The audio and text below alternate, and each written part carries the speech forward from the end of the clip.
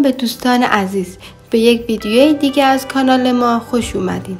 توی این ویدیو میخوایم با بام دنیا یعنی تبت بیشتر آشنا بشیم و بپردازیم به رسم عجیب چند شوهری در این سرزمین. پس تا آخر ویدیو همراه من باشید.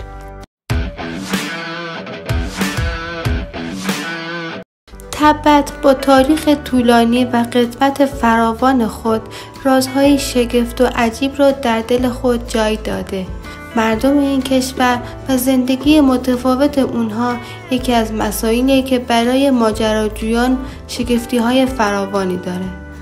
در قرن ششم میلادی بود که در این منطقه امپراتوری تبت آغاز به حکومت کرد و این قدمت سکونت بشر در تبت به 21,000 سال پیش برمیگرده. تبت با ارتفاع 4,900 متر از سطح دریا در حقیقت مرتفع ترین منطقه بر روی کره زمین به حساب میاد. به همین دلیل به نام بام دنیا مشهور شده.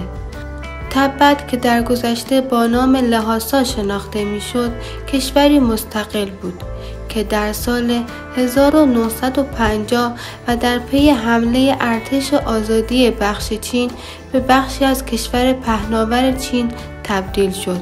تبت که در غرب چین واقع شده، در زمان حمله حکومت دینسالار به رهبری دالای لامای 14 داشت. دالای لامای به هندوستان تبعید شد و همچنان به فعالیت‌های دینی خود ادامه میده. بیشتر مردم تبت از اشغال چینی ها ناراضی بوده و معتقدند چین سبب شده تا فرهنگ بومی مردم تبت از بین بره. امروزه تبت و مخصوصا شهر لحاسا به عنوان مرکز مذهبی مهمی در جهان شناخته میشه که بتکده ها و نیایشگاه های زیادی و معروفی در اون برای بوداییان وجود داره.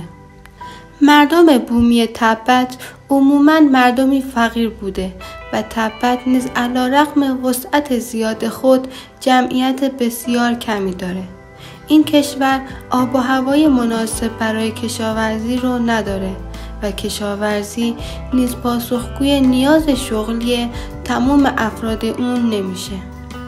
همچنین جالبه بدونید مردم تبت زبان مخصوص به خود رو دارند که ریشه اون به قبل از قرن 7 میلادی برمیگرده.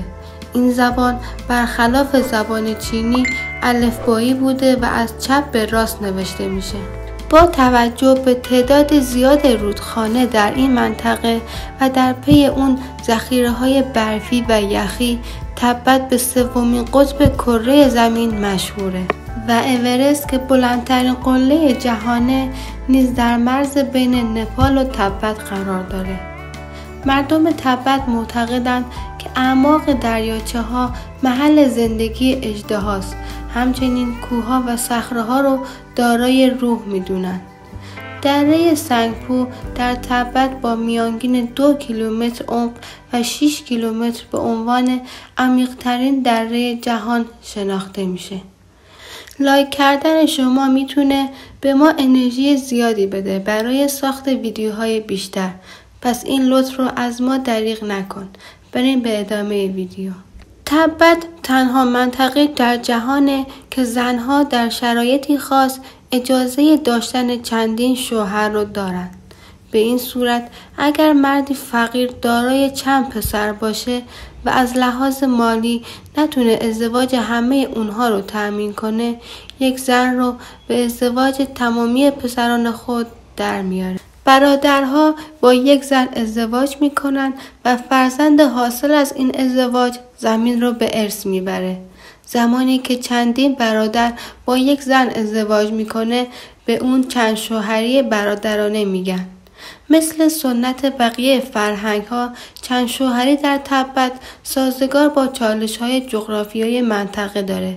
در کشوری با زمین‌های زراعی بسیار محدود، روش چند شوهری از تعداد به ارث برندگان زمین میکاهه. زنان به دلیل محدودیت زمین فرزندان کمتری میارند. همچنین در این روش زمین در همون خانواده باقی میمانه. ازدواج چندین برادر با یک زن باعث میشه تا برادرها همه با هم بر سر یک زمین کار کنن و پسرهای بیشتری برای کار کردن روی یک زمین به دنیا بیارن. این عمل باعث میشه که به طور مثال اگه مردی از خانواده نیاز داشت که به مسافرت بره، به هدف تجارت، شوهر دیگه با خانواده میمونه و از اونها و زمین مواظبت میکنه. چند شوهری همکنون در تبت خلاف قانون محسوب میشه، ولی هنوز هم گاهی اوقات این کار انجام میشه.